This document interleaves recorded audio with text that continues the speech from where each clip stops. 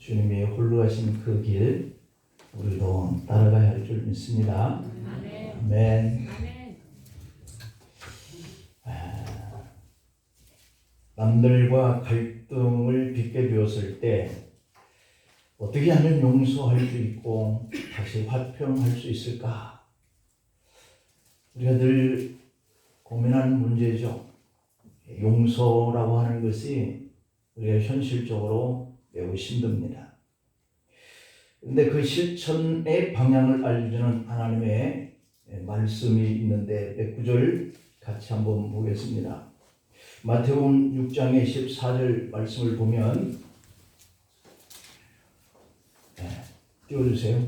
마태복음 6장 14절에 너희가 사람의 과실을 용서하면 너희 천부께서도 너희 과실을 용서하시려니와 라고 되어 있고, 골로새서 3장 13절에 보면 누가 네게 혐의가 있거든 서로 용납하여 피차 용서하되 주께서 너희를 용서하신 것과 같이 너희도 그리하고 라고 되어 있고, 마가복음 11장 25절에는 서서 기도할 때에 아무에게나 혐의가 있거든 용서하라.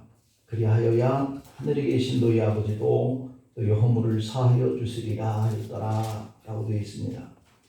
그리고 누가복음 6장의 37절을 보면 비판치 말라 그리하면 너희가 비판을 받지 않을 것이요 정죄하지 말라 그리하면 너희가 정죄를 받지 아니할 것이요 용서하라 그리하면 너희가 용서를 받을 것이요. 누가복음 17장 4절 한 절만 더 보면 만일 하루 7번이라도 네게 죄를 얻고 7번 네게 돌아와 내가 회개하노라 하거든 너는 용서하라 하시더라 그랬습니다. 성경의 말씀에는 이 용서하라고 하는 이 부분에 대해서 너무도 많이 기록되어 있지만 다 열거할 수 없습니다. 자, 그러면 용서하는데 무엇이 문제일까? 라고 하는 부분을 잠깐 살펴봅니다. 가령 예를 들면 배우자와 다툴 때 이미 오래전에 해결되었어야 할 해묵은 불만, 사항을 늘어놓는 경우가 자주 있습니다. 문제는 남편과 아내 중 한 사람 또는 둘 다 용서하는 법을 모르기 때문일 수 있다라고 하는 것이죠. 그래서 용서하는 법을 배우는 것은 어렵지만 그러나 가능하다.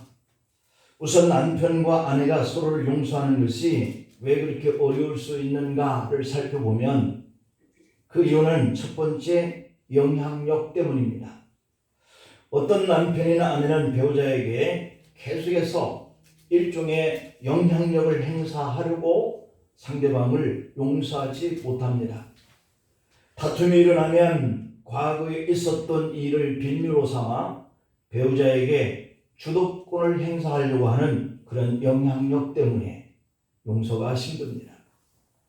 두 번째 이유는 분한 마음 때문에 용서하기가 힘듭니다.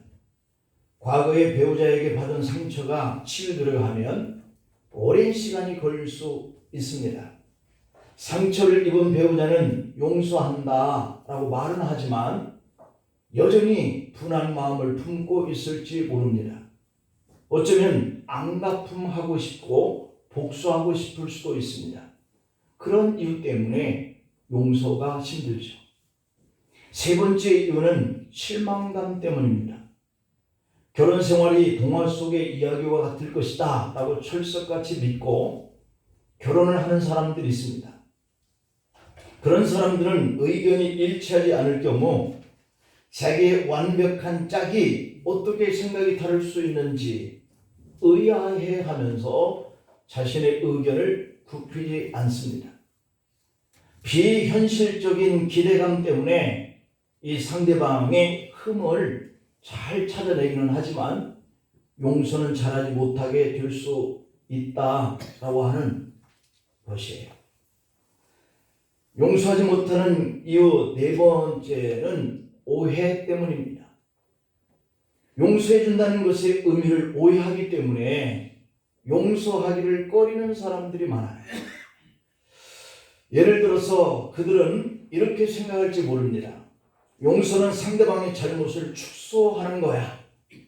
용서는 일어난 일을 잊어버리는 거야. 용서는 상대방이 나를 또 함부로 대하게 만드는 거야. 사실 용서는 이 중에 어느 것도 의미하지 않습니다. 그렇지만 용서해 주는 것이 여전히 어려울 수 있는데, 특히 남편과 아내와 같이 가까운 사이에서는 더욱더 그렇습니다. 요즘 배우 송혜교 씨가 출연한 영화 오늘에 대해서 생각하는 그런 질문들이 많이 나옵니다. 그 영화에서 용서란 무엇인가? 전적인 용서가 가능한가? 등등 묵직한 그런 내용을 다루고 있죠. 영화 속에서 가해자로부터 사과받지 않은 용서가 과연 진정한 용서인가? 라고 하는 질문이 대두되고 있죠. 인간과 하나님의 화해, 용서에서도 분명히 먼저 인간이 하나님 앞에 주님 죄인입니다 라고 시인을 하고 나아갈 때 그것이 구원받을 수 있다라고 하는 것이기 때문에 사과가 있어야 진정한 용서가 되는 원리가 맞지 않나 하는 이런 생각이 듭니다. 죄인은 전혀 모르는데 피해자인 자신만 그 죄인을 그냥 용서하고 말지 내가 편하려고 하는 그런 용서가 과연 용서가 되는 것일까요? 영화에서 묘사된 그 답변은 용서의 모습을 구체적으로 정확히 알 수는 없지만 일단은 가해자 쪽에선 아무런 사과의 말이 없었는데 그 용서의 방안이 자기 혼자만의 심정적인 용서인지 아니면 직접 만나서 용서한다 라고 하는 뜻을 받았는지는 모르겠지만, 그러나 양쪽의 어느 그것이라 할지라도 크게 상관할 것은 없습니다. 왜냐하면 질문의 주제는 피해자의 용서가 참 용서인지 라고 묻고 있기 때문이에요. 내가 용서를 했는데 그 용서가 참된 용서인지 진정한 용서인지 다 용서한 것인지 이것이 문제잖아요. 가해자가 보상을 하고 사죄한 것만으로는 용서가 충분한 것은 아닙니다. 이것이 우리가 살고 있는 현실 세계에서 생각하고 있는 그런 용서잖아요. 하지만 주님은 마지막 죽음의 순간에 용서라고 예수님의 삶을 통해서 명확하게 선언하고 있는 부분을 우리가 오늘 본 거예요. 오늘 본문 34절 말씀을 보면 예수님은 아버지, 저들을 사하여 주옵소서.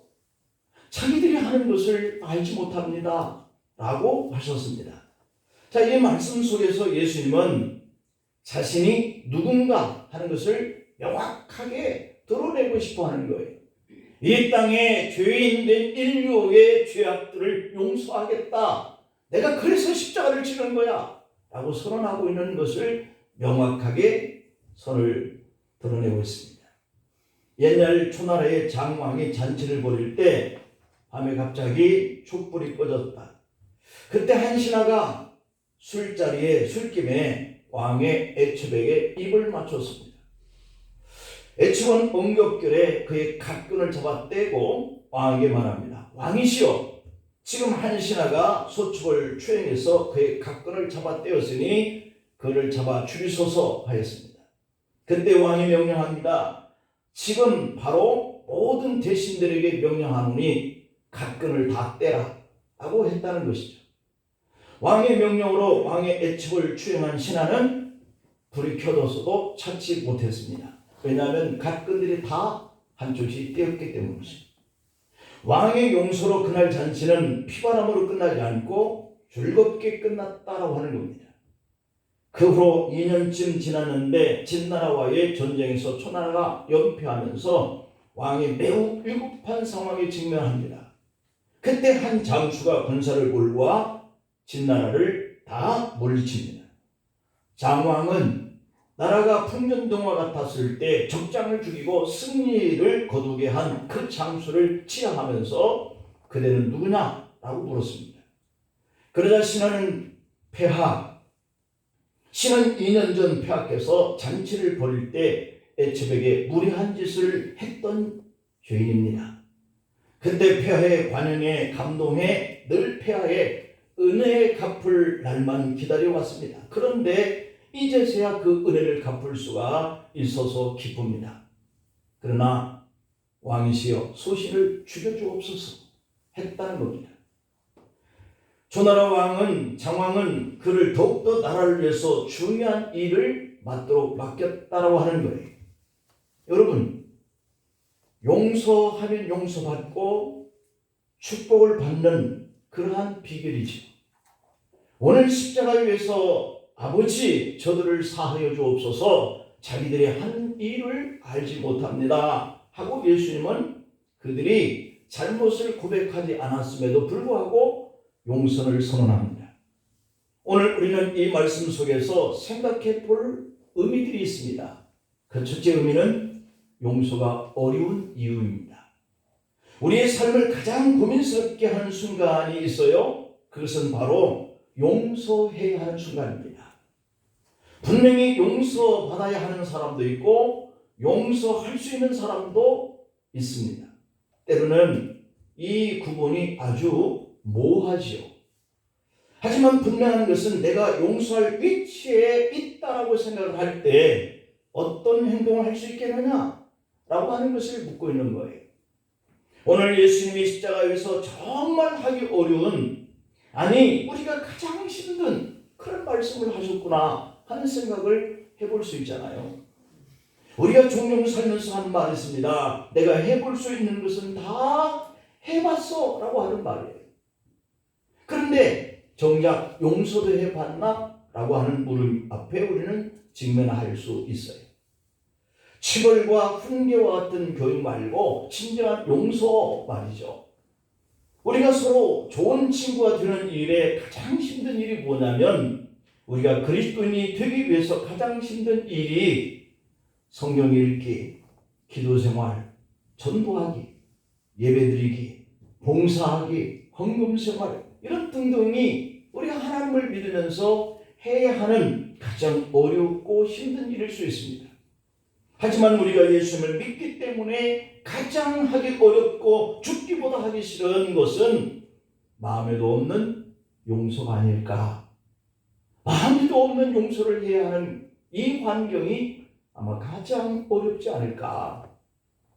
내 마음은 아닌데 내가 예수 믿는 성도로서 다른 사람들 눈에 보이는 용서의 일은 정말 어렵습니다.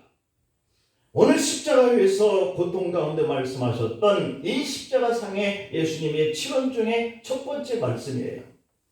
본문 34절에 아버지 저들을 사하여 주옵소서, 자기들이 하는 것을 알지 못함이니이다. 얼마나 어려운 말씀인가요? 자신을 모욕했습니다. 자신을 박해했습니다. 자신에게 수치감을 안겼습니다. 자신을 때렸습니다. 부끄럽습니다. 하나님의 아들이 인간에게 그들을 위해서 이 땅에 오셔서 죄를 대신지기 위해서 오셨는데 나는 저들에게 이런 모욕과 멸시와 수모와 그 부끄러운 일을 당했구나. 그럼에도 불구하고 그에 비해서 저들이 하는 그 일을 저들이 알지 못하기 때문에 했습니다 라고 말할 수 있는 이 십자가상에서의 이 고백이 얼마나 어려웠을까 생각해 봅니다. 여러분, 주변에서 일어나는 일들을 가만히 생각해 보세요. 정말 나쁜 사람을 만나지 않는 한 그들은 우리에게 무언가 고의로 잘못을 하려고 들지는 않습니다. 그들은 자신들이 하는 일이 잘못된 것인 줄 모를 뿐 아니라 가장 정의로운 일이라고 생각하고 하는데 사실은 그것이 우리 눈에는 용납되지 않습니다. 사실 우리가 살면서 절대적인 기준이라고 하는 것이 존재하지 않습니다. 오늘 예수님을 십자가에 못 박는 사람들을 보세요. 그들이 어떻게 예수님을 십자가에 욕볼 수가 있겠습니까? 하지만 사실은 그들에게는 예수님을 십자가에 못 박는 그 일을 하거나 하지 않을 권한이 없었다라고 하는 사실이에요. 그들은 단지 상관들이 명령하여서 그를 따를 뿐이었습니다. 그러면 그 일을 명한 사람들이 잘못한 것일까요? 그들도 어쩌면 정치적인 고려 때문에, 누구는 고생스럽게 한다는 나름의 논리가 그들의 마음을 아프게 하지 않았을까요? 제가 담임 목사로서 가장 힘든 일이 무엇이라고 생각하십니까? 함께 일하던 사람들과 어쩔 수 없이 결별하는 일입니다. 이사를 가거나 제 설교가 마음에 안 차거나 제 인간성에 회의를 가졌거나 목회 방침이 안 맞거나 개인적인 그들의 사정 때문이거나 등등일 것입니다. 그러나 그 순간에 목회자로서 여러 가지를 생각하게 됩니다. 내가 누구를 위해서 목회를 하는 것인지, 내가 리더이기 때문에 내려야 하는 결정이 어쩌면 그들에게 어떤 영향을 줄지 말입니다. 하지만 목회자로서 어떤 결정을 내려야 하는 때가 있다라고 하는 사실이에요. 여러분이 당하는 모든 어려움 혹은 억울함이 누군가의 그 악한 의지 때문이기보다는 어쩌면 어쩔 수 없는 그분의 상황이 여러분을 힘들게 만들 수 있습니다. 어떤 형태로든지 여러분에게 해를 끼친 그 사람, 용서할 수 없는 그 사람을 용서하지 않는 한 그만큼 고통을 당하는 사람은 바로 나 자신, 여러분 자신이라는 사실입니다.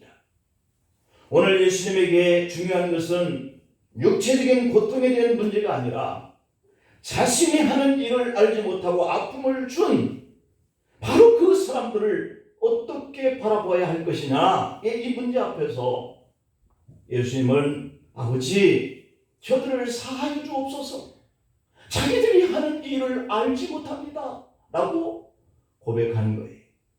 우리가 이렇게 믿음으로 생각하면 상대를 용서하는 것이 하나도 어려울 것이 없는데 이 용서라고 하는 것이 우리 인간의 본능을 거스른다는 말입니다. 신앙적인 결단과는 별개로 내가 당한 것 이상으로 악락품을 하고 싶은 것이 이상적인 인지상정이라는 사실이에요. 그렇잖아요, 여러분. 여러분들이 뭔가 그를 통해서 수치와 억울함을 당했으니 그를 용서하라 해서 용서해야 하는 이 문제 앞에 직면했을 때 악납품을 해야 되는데, 복수를 해야 되는데 한 그러한 그 갈등이 일어나는 것이 인지상정인 거예요. 오늘 본문의 예수님은 자신을 고통스러워 몰아가고 있는 그들에게 하나님 아버지를 향하여 저들이 하는 짓을 알지 못하기 때문에 나에게 이런 행동을 했다라고 하면서 알지 못했으니 사하여 주옵소서 그런 거예요. 이렇게 말씀하신 예수님의 그 용서가 우리 그리스도인들에게 큰 도전을 주고 있는 이유가 뭘까요? 나를 십자가에 못 박는 그들을 바라보면서 정말 하기 힘든 용서를 하고 계시기 때문에 우리에게 도전이 된다. 우리도 살면서 너무 마음에 아픈 상처를 주었기 때문에 도저히 용서가 힘든 그 문제 앞에 네가 직면했다면, 네가 하나님의 백성이고 예수님을 믿는 사람이라면 어떻게 할래? 라고 하는 문제가 직면한다는 사실이죠. 불과 며칠 전에 호산나 다윗의 자손이요 우리를 구원하소서 라고 외치면서 환영하였던 사람들이 갑자기 돌변합니다. 광기 어린 폭도가 되어서 예수님을 십자가에 못 박으라, 예수를 십자가에 못 박으라 외치는 그런 사람들로 돌변했으니, 그렇게 할 때 그것보다 그들보다 더 용서하기 힘든 대상이 있었겠느냐라고 하는 겁니다. 그리고 예수님을 사랑하고 끝까지 함께 하겠다고 장담했던 이 제자들이 다 도망갑니다. 십자가 아래에 더 이상 보이지 않을 때 그들을 주님이 용서하기가 얼마나 힘들었을까요? 사실 예수님의 용서는 죄를 행하던 자들보다 고통의 자리에 함께하지 못한 그런 사람들에 대한 것이 아니었을까 생각해 볼 수 있죠. 그만큼 사랑했기 때문에, 그 많은 사랑을 가지고 예수님을 사모하면서 따라왔던 그 제자들이었기 때문에 십자가상 그 밑에 그들이 없이 다 도망가 숨어버렸을 때 그 생각을 하면서 주님의 마음은 얼마나 아팠을까. 여러분, 지나온 삶을 돌아보면 여러분을 더 아프게 했던 사람들이 있을 겁니다. 누구였나요? 가장 가까운 사람이었겠죠. 여러분을 정말 힘들게 하는 사람들은 여러분과 상관없는, 전혀 모르는 사람들이 아니었을 겁니다. 당연히 나의 편, 너의 편 되어줬던 그 사람들에게 회사 동료였습니다. 교회 교우들이었습니다. 사실 그래서 상처가 더 크고 고통스러워요. 고민과 슬픔이, 상실감이 더 컸기 때문에 용서하려고 하는 그 기간이 필요했던 겁니다. 우리의 상처가 아무래하고 그 사람을 마음으로부터 받아들이고 용서하려고 하면 마음에 좀 더 여유를 만들 시간이 필요합니다. 하지만 예수님의 용서는 지금이었다는 거예요. 더 생각할 수 있는 여유의 시간을 가지려고 했던 것이 아니라 지금 십자가상 위에서였습니다. 예수님을 십자가에 못 박고 멸시와 조롱했던 바로 그 현장이었습니다. 사랑하던 자들이 변화의 십자가에 못 박으라고 외치고 함께했던 제자들이 보이지 않아서 가슴속에 큰 아픔과 슬픔을 줬던 바로 그 자리였습니다. 아무 이유도 없이 고통을 가한 악한 자들을 향해서 저들이 하는 짓을 알지 몰라서 그러하오니 사하여 달라고 외쳤습니다. 오늘 우리는 이 용서라고 하는 말 앞에 우리는 하나님이 아니야, 우리는 그리스도가 아니야 라고 외치고 싶은 마음도 있겠죠. 용서는 하나님에게나 가능한 일이라 그렇게 말하고 싶겠죠. 그런데 주님은 너희는 하나님의 자녀가 되는 권세를 가졌다라고 말씀합니다. 우리는 누구나가 아니라, 우리는 아무나가 아니라 주님의 용서를 먹고 사는 하나님의 자녀인 것을 믿습니다. 주님은 내가 너희를 사랑하는 것 같이 너희도 서로 사랑하는 것이 마땅하다라고 말씀을 주신 그 말씀을 먹는 성도입니다. 여러분, 이것이 서로 용서해야 할 이유예요. 두 번째로는, 그렇다면 진정한 용서는 무엇일까? 진정한 용서는 무엇일까? 우리는 흔히 용서를 상대방이 잘못했을 때, 잘못을 인정했을 때 하는 것이야 라고 정의를 내리고 있습니다. 상대방이 잘못을 인정하지도 않았는데 내가 그를 일방적으로 용서하는 것은 무슨 의미가 있겠나 라고 생각합니다. 상대방이 잘못을 인정하지도 않았는데 내가 그를 어떻게 용서할 수 있는가 하는 마음이 있습니다. 그런데 오늘 예수님은 상대방과는 전혀 관계없이 일방적으로 사하여 주옵소서라고 선포하셨다는 것이죠. 그런데 이 용서의 선포는 저와 여러분, 우리를 향한 하나님의 일방적인 용서라고 하는 선포예요. 로마서 5장 8절 말씀에 보면 우리가 아직 죄인이었을 때, 죄인이었다는 것이죠. 그리스도께서 우리를 위하여 죽으심으로 우리는 죄인의 자리에 있을 때 주님은 나를 위해서 죽으셨지 않는가? 하나님께서 우리에 대한 자기의 사랑을 확증하였느니라. 이것이 사랑의 확증의 모습이에요. 내가 용서할 수 없고 도저히 용서가 안 되는 그 사람을 용서하는 것이 사랑의 확증이다 라고 하는 것이죠. 우리가 아직 죄인의 자리에 있을 때였습니다.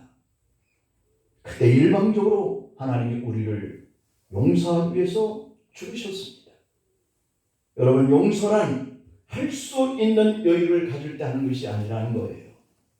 오히려 할 수 없는 상태 속에서 하는 것이 용서라는 거예요. 항복이라고 하는 단어 아시죠? 원하지 않는 것을 포기하는 것이 아니죠. 오히려 항복이라, 그렇게 원하고 지키고 싶은 것을 포기하는 것이 항복이라는 말입니다. 승리란 뭘까요? 마지막 목표의 길에 도착하는 것이 아니라 오히려 목표를 향해서 반대편과 싸워 나가는 것이 승리라는 것이죠. 신뢰란 뭘까요?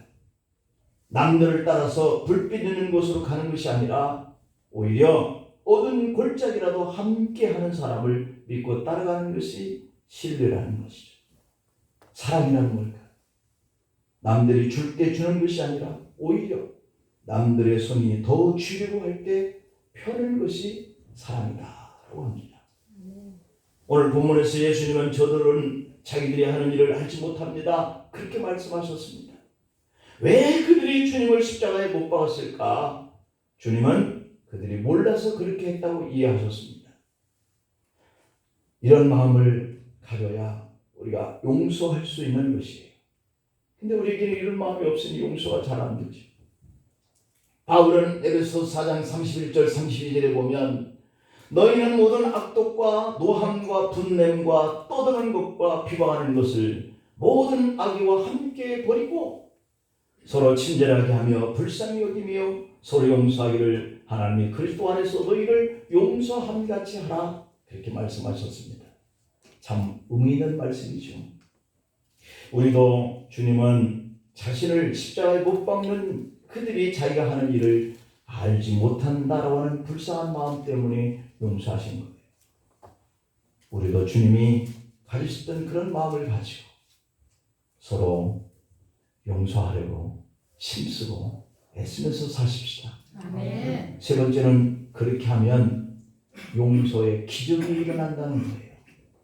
여러분 그런 생각해 보셨나요? 예수님의 그 능력으로 십자가에 못 박는 자들이 있었는데 주님이 그 능력을 가지고 그런 자들을 그 자리에서 다 그냥 죽여버리셨다라고 한다면 어떻게 되었을까요? 기적과 능력은 베푸는 자에게 만들어지는 것이죠. 예수님이 십자가에서 죽는 사건이 얼마나 수치스러운 일이에요. 하나님이 인간의 몸을 입고 인간을 구원하기 위해서 이 땅에 오셨는데 저들이 나를 수치스럽게 해. 그래서 화가 나서 그들을 다 죽여버리셨다면 아마 그 수치스러움 대신에 승리였을 거예요. 가장 추악한 죄를 지은 양편 강도 사이에서 벌겨벗겨진 채수치를 당해야 했던 예수님의 생각을 한번 해봐요. 예수님을 십자가에 못 박았던 로마 병정들이 예수님이 선포한 용서를 받아들였는지 아닌지는 중요하지 않았습니다. 하지만 예수님의 용서를 통해서 이 땅의 모든 자가 예수님의 이름을 믿으면 하나님의 자녀가 되는 권세를 가지는 기적이 일어나요. 그래, 용서는 기적이 일어나는구나. 누군가를 용서하면 누군가의 삶을 바꿔놓는 것이구나. 예수님의 제자 중에 비중이 큰 인물이었던 베드로는 예수님을 배신했지만 주님의 용서에 대해서 눈물로 통곡합니다. 그러나 같은 제자였던 가룟 유다는 수치심 때문에 스스로 목을 끊어내는 길을 선택합니다.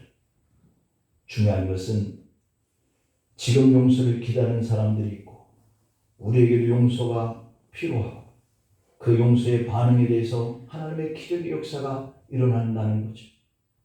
사도 바울의 죄를 용서하지 않으셨다면 그가 전도자가 될 수 있었겠습니까? 하나님이 베드로를 용서하지 않으셨다면 위대한 사도로 그가 십자가상에서 순교할 때까지 사역을 할 수 있었겠습니까? 우리도 주님처럼 인간의 무지함을 이해할 때 용서하면서 살 수 있을 거예요. 용서함의 결과 기적이 일어나요. 주님의 용서로 저에게 구원의 기적이 일어났어요. 갈보리 언덕 십자가 위에서 용서를 선포하셨던 주님의 음성이 여러분의 가슴을 울리기를 바랍니다. 극한 괴로움과 어려움이 닥쳐 온다고 할지라도 믿음이 있을 때 모든 괴로움과 어둠을 물리치고 아버지여 라고 부를 수 있기를 바랍니다. 불행은 용서하지 못한 자의 결과라고 하니까 용서는 자신 스스로 나음이 얻어지고 기쁨과 평안의 기적을 경험하게 되는 것인 줄 믿으시기를 축원합니다. 기도하시겠습니다. 아버지, 풀무불 속에 새 청년과 함께 하셨던 아버지, 사자굴 속에 다니엘과 함께 하셨던 아버지, 갈멜산상의 엘리야와 함께 하셨던 아버지, 홍해 바닷가의 모세와 함께 하셨던 아버지 하나님, 그리고 갈보리 산상에서 주님과 함께 하셔서 그 부끄러움과 수치를 같이 겪으면서도 아버지, 저들이 하는 짓을 알지 못하고 있으니 용서해달라고 선언했던 그 용서가 오늘 우리를 그리스도인답게 살아갈 수 있게 하는 자리가 되게 하여 주옵소서. 그 자리가 기적과 이적을 창출해내 죄인을 새로운 사람의 길로 가게 만드는 위대한 기적과 그를 용서함으로 인해서 우리의 삶이 놀라운 기적과 변화가 일어날 수 있도록 축복해 주옵소서. 한 주간 살아갑니다. 아버지, 우리의 삶의 자리 속에 너무 그렇게 마음의 분노와 상처를 보복하고 또 복수하겠다고 하는 생각들을 내려놓게 하옵소서. 예수님의 이름으로 기도하옵나이다. 아멘.